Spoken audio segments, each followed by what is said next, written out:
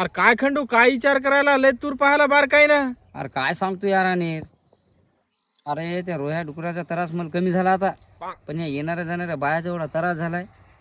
अरे मुठमुठ शेंगा म्हणतात आणि भल्या वटी वटी तोडतात आणि नेतात यार. माणूस म्हणते बाबा खाऊ दे जराशा. अरे आज म्या घरी नाही, म्या आमटी खाल्ली आणि याच्या घरी रोज म्या तुरीच्या शेंगाची आमटी. नवाळीच्या खंडून येतच असतात कोणी जराशा, काय व्हायलं. बरं मी जातो, गडबड आहे.